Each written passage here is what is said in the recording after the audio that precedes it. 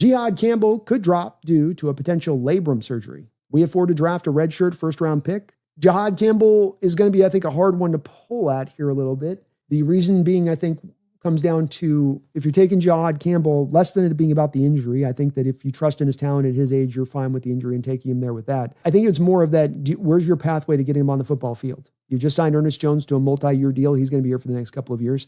You've got Tyrese Knight just going into the second year of his rookie deal and playing at the best. He played the best will linebacker rookie season for you of anybody going back to Leroy Hill 20 years ago. I think on either of those players, you're not really looking for the pathway to try to move off of them unless you think Jihadd Campbell has like superstar potential. I don't think he's got superstar potential. There's maybe even star potential there for him as an inside linebacker. But if I've got to wait for it for 3 years, Kevin, I don't think that that's going to be the best utilization of draft resources to make that happen. And let me give you a reference for this, okay? Jordan Brooks. You took Jordan Brooks when Bobby Wagner was still on the roster. Jordan Brooks is a Mike. He's an inside linebacker. That's his natural position. But you had Bobby Wagner on the lineup. You decided to go and take him. You had KJ Wright as well on the roster at that time. And so when Jordan Brooks came out in his career through the first couple of years of his career, he was playing the will linebacker role, which was not really his natural position. It put him into coverage too often to where he would then get exploited. So you'd be kind of also setting the stage for something similar with Campbell, where he's an inside linebacker. You got to have him out there moved out to the will linebacker role. Not necessarily as much of a fit for him. I love Campbell, but I just don't quite see the fit. The other pathway that's been brought up on this one is maybe you can use Jihadd Campbell as an edge, but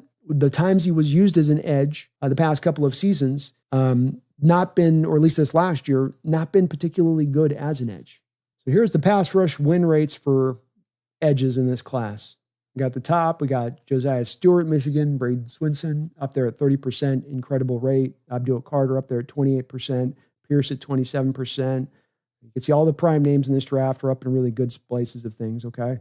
But when we get down to the bottom of this list, about right here, this is where we come to problem town. And Jihadd Campbell, 14%, doesn't speak to his ability to even be able to really give you edge snaps into that role until he can be ready to then, Kevin, move to the inside linebacker role. I'm trying to find that way we can kind of creatively use him if you're having him kind of sit behind the ranks of those guys at the front side of this and ask them to kind of wait on that. And I can't quite come to that optimism with him because of that, to where you're just going to kind of do like a Jordan Brooks situation where you weren't maximizing out his best value in that first 2 years either, playing him out of position.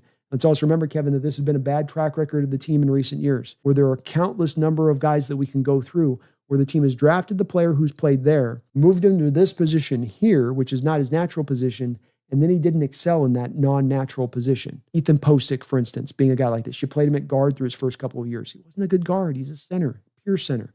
Keep him at center. Byron Murphy, he can play nose tackle snaps. He's a 3-tech. He can be one of the most dynamic 3-techs in the entire NFL, but he's a 3-tech. Play him a nose tackle. Kind of been the team's modus operandi in recent history, and it's not been for the betterment of the team, and it's not been for the betterment of the players.